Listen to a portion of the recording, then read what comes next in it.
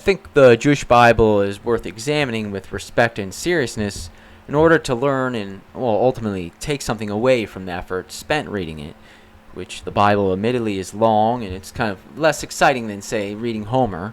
But with the Iliad, you you kind of get stuck comparing everything to swans flying home to winter, and then lions are fighting giraffes.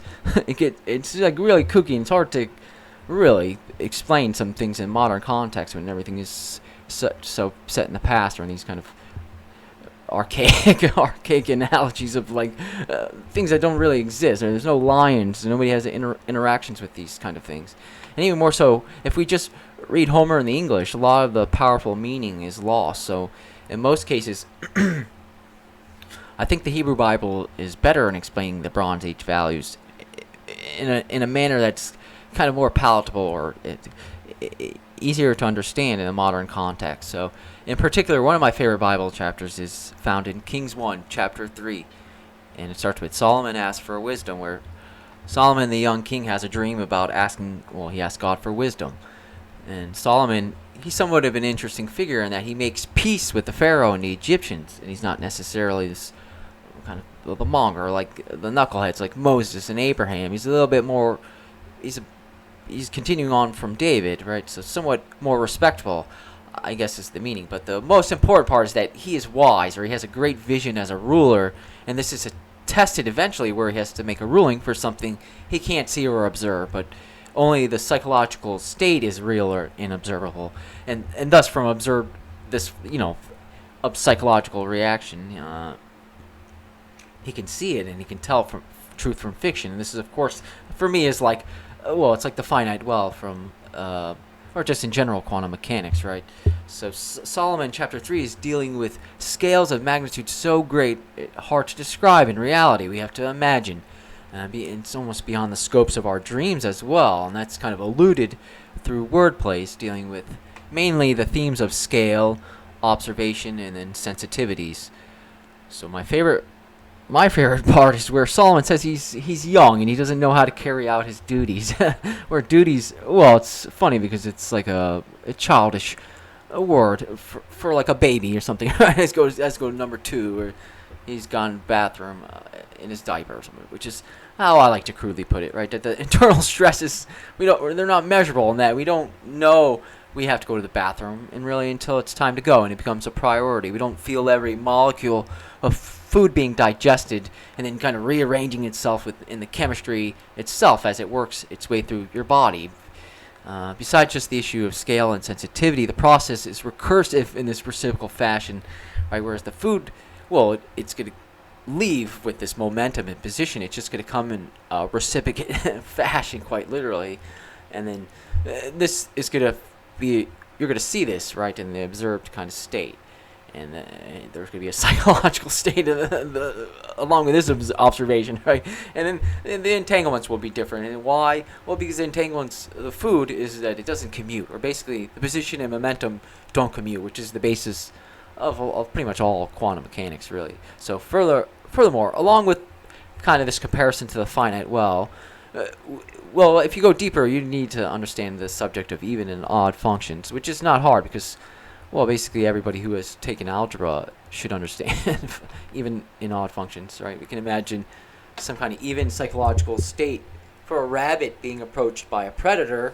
Well, it's going to be symmetrical to some kind of axis of or position, for example, right? And then on the other hand, it would be odd for the rabbit to not move if a predator or go towards it or something, right? We can imagine that these would be even and odd, or we can figure out a way to model these mathematically. So that said, as preface, let me read from Kings 1, chapter 3. So Solomon made an alliance with Pharaoh, king of Egypt, and married his daughter. He brought her to the city of David until he finished building his palace in the temple of the Lord and the wall all around Jerusalem. The people, however, were still sacrificing at the high places because the temple had not yet been built for the name of the Lord.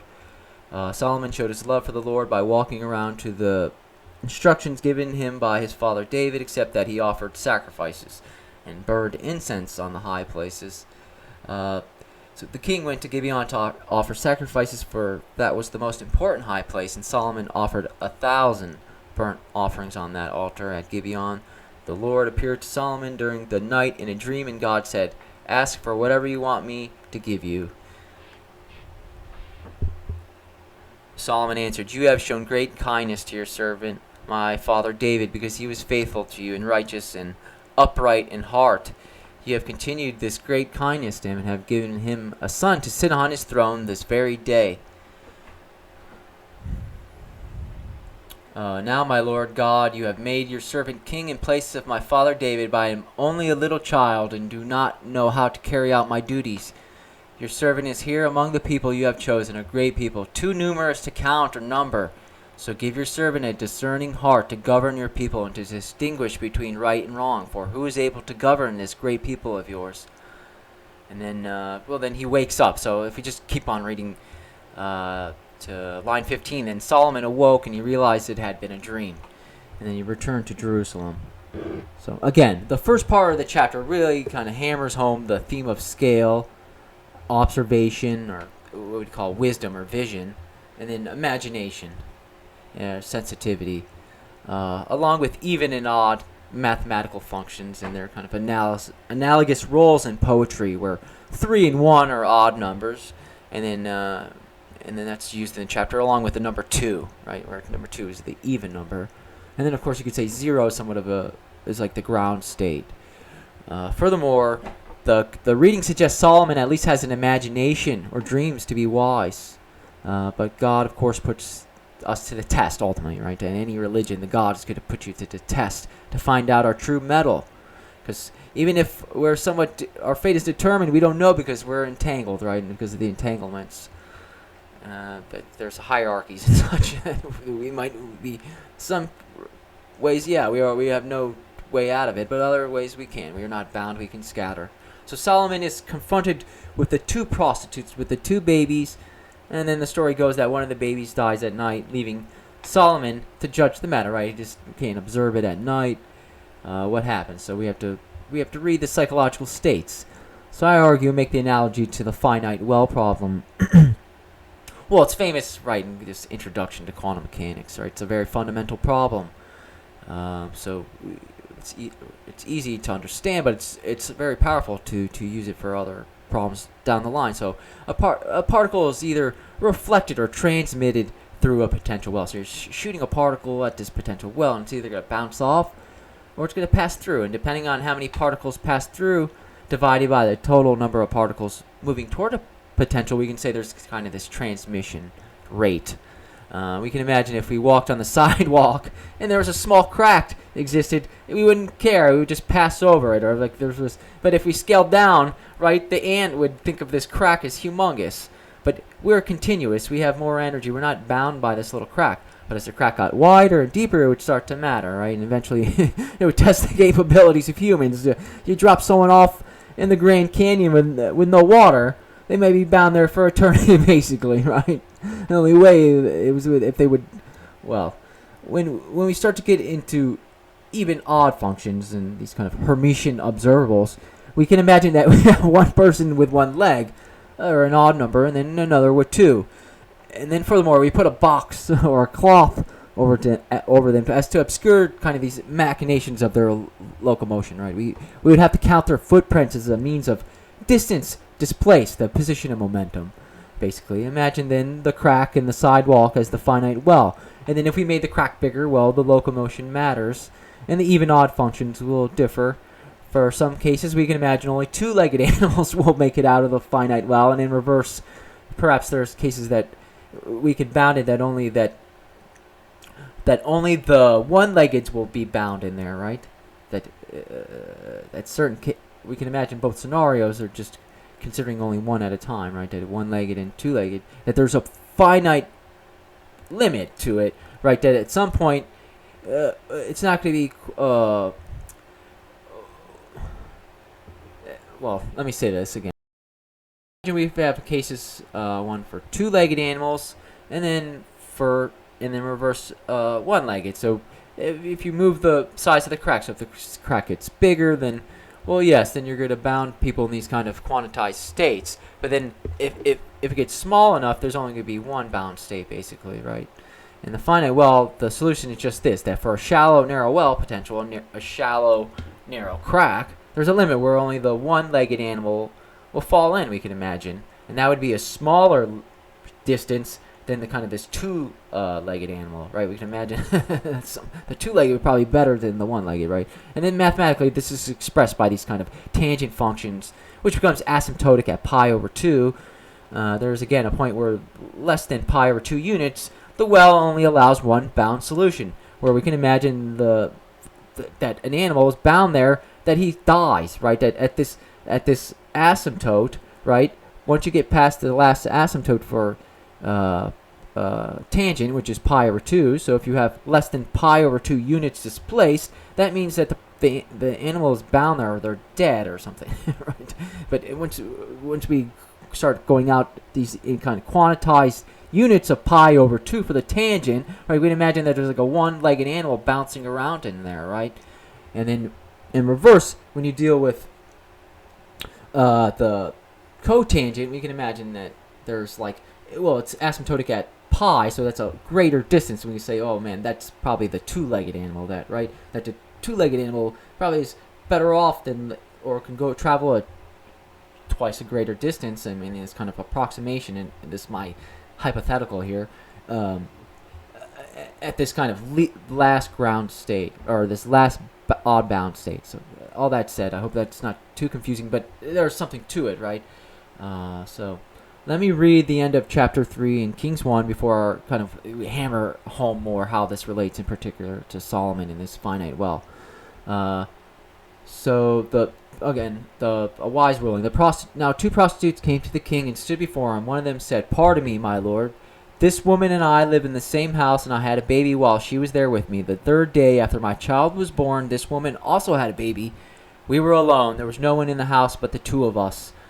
And then during the night, this woman's son died because she lay on him. So she got up in the middle of the night and took my son from my side while I, your servant, was asleep. She put him by her breast and put her dead son by my breast. The next morning I got up to nurse my son, and he was dead. When I looked at him closely in the morning light, I saw that it wasn't the son I had born." The other woman said, "No, the living one is my son. The dead one is yours." But the first one insisted, "No, the dead one is yours. The living one is mine." And so they argued before the king. The king said, "This one says, 'My son is alive and your son is dead,' while that one says, 'No, your son is dead and mine is alive.'" Then the king said, "Bring me a sword." So they brought a sword for the king. He then gave an order, "Cut the living child in 2 and give a half to one and a half to the other." The woman whose son was alive was deeply moved out of love for her son and said to the king, "Please, my lord, give her the living baby. Don't kill him." But the other said, "Neither I nor you shall have him. Cut him in 2. Then the king gave his ruling, "Give the living baby to the first woman. Do not kill him. She is his mother." When all Israel heard the verdict the king had given, they held the king in awe because they saw that he had wisdom from God to administer justice.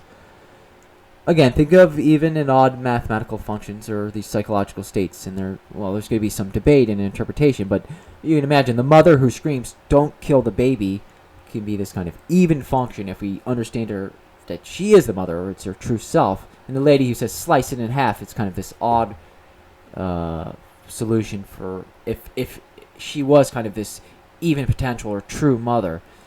We can imagine the half, right, that's cut in half, alludes to the asymptote for a tangent function. Again, that at pi over 2, the tangent function, it's undefined. It is an asymptote. It goes to infinity, basically, this infinite slope, steepness. And as Solomon goes to slice the baby in half, right, there's the last odd bound state disappears. And we are left with the last, this kind of last bound state for the even solutions, which is just existence, right? The ground state is just your heartbeat. Are you going to be able to, are you just going to die, right? There's always a chance you drop dead on the spot. You last word, naturally, of a heart attack or some kind of other internal issue that can't be observed. So, right, that we can imagine that, so moving on, for a finite well, an even potential function will yield,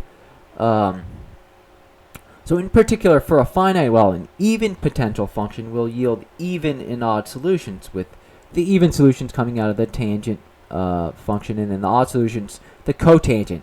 which is interesting again when thinking of kind of human bipedal motion, or just kind of upright motion. In the beginning of the chapter, Solomon is said to be righteous. He has a good heart. He's upright, right? Which I interpret again as this. Well, how do we move? And then also the heart is related to this kind of ground state. If we read about bipedal motion, we find it is modeled by the cotangent function and tangent functions, right? And we assume one foot is always on the ground, or that we are continuous in our motion. Whereas if we had kind of one foot, we wouldn't have this kind of continuous contact with the ground. So there's always going to be a point of this one odd bound state, and that eventually is going to disappear. Cotangent is again asymptotic at full pi, or the last odd bound state for odd solution is at pi, which is again a greater displacement than pi over 2, right? So if we just think of that, these as our displacements are steps, right? If we think of if we boil it down to the Euler identity or Euler function, right? That these cosines and sines, we can express them in these kind of exponentials, but more so in these series, right? We can expand them in the series, and basically you're going to be turning out factorials or something, divided by factorial. So you're going to dividing things by all the possible combinations or steps you can be displaced in space, right? So again, there's a lot to it in reality, where I'm talking about kind of the feet and the pi and stuff, but more so we can also think about it, the analogies of the mother, right? That again, the mother doesn't want to slice the baby.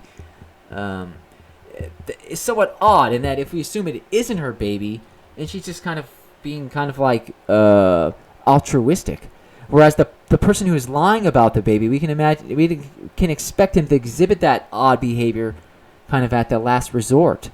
So likewise, if we got dropped off in the middle of the Grand Canyon, there would be a scenario where a one-legged person just makes it out alive, right? We can imagine that distance is probably smaller than, say, if a two-legged person was dropped off, right? And we can imagine this again, the crack in a sidewalk gets small enough that only a one-legged person would get affected. But then if we made the crack a little bit bigger, then maybe the two-legged person would get affected.